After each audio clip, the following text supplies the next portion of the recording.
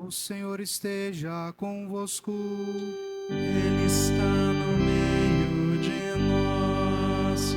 Proclamação do Evangelho de Jesus Cristo, segundo Lucas. Glória a vós, Senhor. Naquele tempo, algumas pessoas comentavam a respeito do templo, que era enfeitado com belas pedras e com ofertas votivas. Jesus disse: Vós admirais estas coisas? Dias virão em que não ficará pedra sobre pedra. Tudo será destruído. Mas eles perguntaram: Mestre, quando acontecerá isto? E qual vai ser o sinal de que estas coisas estão para acontecer? Jesus respondeu: Cuidado para não serdes enganados, porque muitos virão em meu nome, dizendo: Sou eu, e ainda o tempo está próximo. Não sigais essa gente. Quando ouvirdes falar de guerras e revoluções, não fiqueis apavorados. É preciso que estas coisas aconteçam primeiro, mas não será logo o fim. E Jesus continuou: Um povo se levantará contra outro povo, um país atacará outro país. Haverá grandes terremotos, fomes e pestes em muitos lugares. Acontecerão coisas pavorosas, e grandes sinais serão vistos no céu. Palavra da salvação. Glória a vós, Senhor. Regra de São Bento, capítulo 47. Como deve ser dado o sinal para o ofício divino?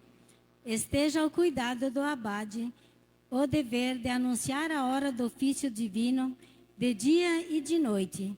Ele próprio dê o sinal ou então encarregue desse cuidado a um irmão, de tal modo solícito que todas as coisas se realizem nas horas estabelecidas. Entoem os salmos e as antífonas, depois do abade, na respectiva ordem, aqueles aos quais for ordenado. Não presuma cantar ou ler, a não ser quem pode desempenhar esse ofício, de modo que se edifiquem os ouvidos, e seja feito com humildade, gravidade e temor por quem o abade tiver mandado.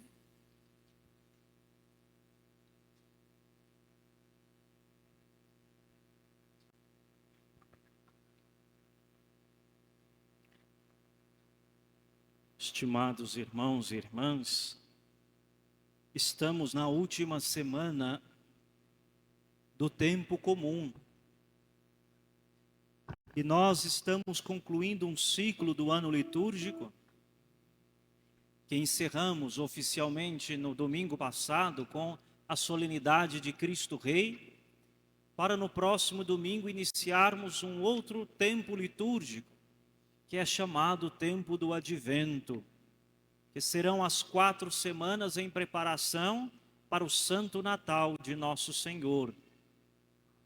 Nesta reta final destes dias que antecede o Advento, as leituras parecem ter um pouco este teor, aspas, apocalíptico. Nos fala um pouco, de maneira explícita e implícita, do fim, da parousia, da segunda vinda de Cristo. Todas essas temáticas vão aparecendo nestas leituras, na liturgia da palavra, nestes dias que antecede o tempo do Advento.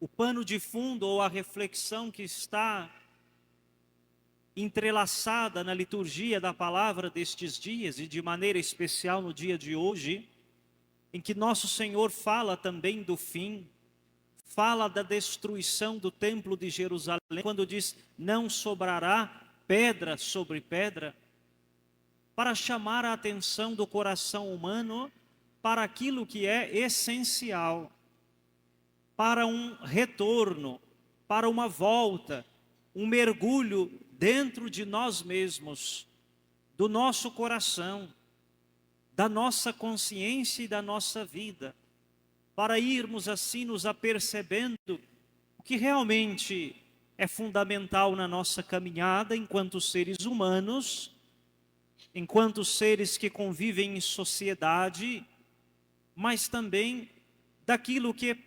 pessoalmente nós devemos ainda irmos assim alinhando, conformando a nossa vida com a vontade de Deus.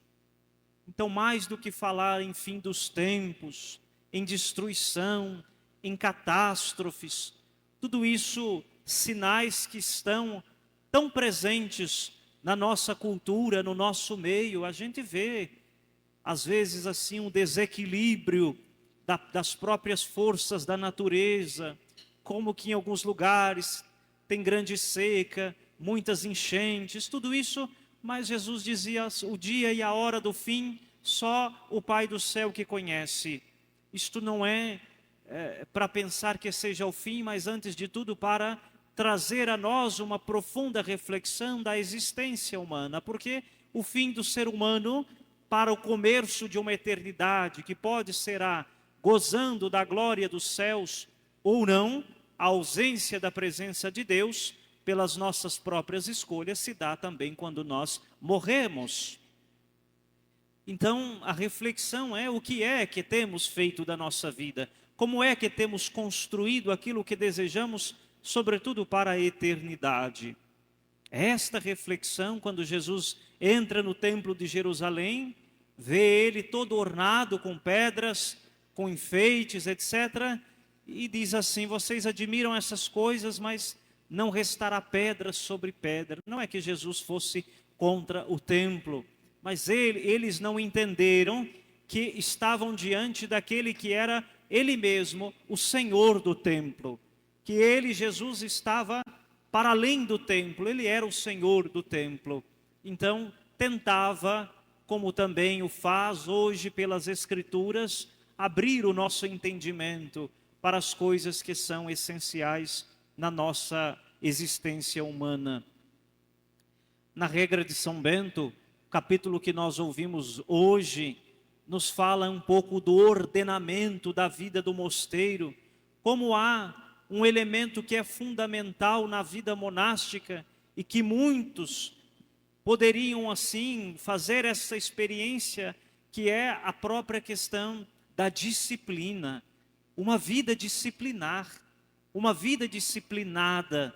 E esta vida disciplinada, ordenada, não quer dizer que sejamos ou que tenhamos que ser nenhum de nós robôs, máquinas, pessoas formatadas, que é colocada numa forminha, não é nada disso, mas que traz uma reflexão, um pano de fundo, de que em Deus não existe o caos, não habita a desordem, a desorganização, seja ela de qualquer gênero.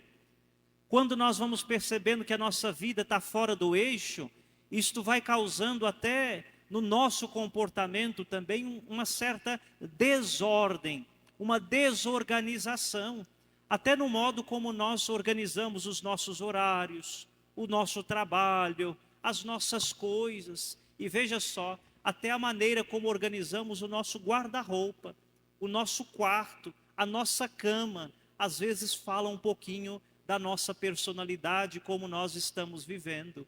Quando a gente está em desordem internamente, aquilo vai virando um caos na nossa existência e tudo à nossa volta começa a ficar bagunçado, desorganizado. Então veja, a regra dos mosteiros, São Bento se preocupou muito que na vida monástica se tivesse um ordenamento, tivesse horários para cada coisa, que tivesse prioridade à vida de oração, sobretudo ele acentua muito o ofício divino, a oração das horas, que também provoca todos nós fiéis cristãos católicos a pensarmos numa vida que seja mais disciplinada, que seja mais organizada, também com os nossos propósitos, com as nossas metas, com as nossas intenções. E neste arcabouço da nossa vida de oração, que deve caminhar numa vida disciplinada também, Quantas pessoas vêm a nós, não é? E diz, olha, não estou conseguindo rezar, eu faço um propósito, não consigo levar adiante, eu faço uma promessa, não consigo cumprir, eu digo que vou rezar a semana inteira num determinado horário, aí tudo parece que concorre para que aquilo não aconteça. Mas a gente deve pensar naquilo que São Paulo escreve. Tudo concorre para o bem daqueles que amam a Deus. Então tem que ter força de vontade, tem que ter perseverança, tem que querer, porque esse espírito de ordem, organizando a nossa vida de oração, e aqui faço dar esta dica, quando a nossa vida de oração é disciplinada, é organizada, é prioridade, todo o restante fica organizado na nossa vida. Podem ter certeza disso. Quando a gente prioriza a vida de oração, quando a gente busca colocar Deus em primeiro lugar na nossa vida, a gente tem força, tem capacidade, tem dinamismo para também ir organizando os diversos meandros da nossa própria vida, do nosso trabalho, da nossa família. Que Deus nos ajude, que nosso Pai São Bento nos ajude a vivermos a disciplina na vida de oração, a sermos atentos àquilo que realmente é importante na nossa caminhada de fé. Amém.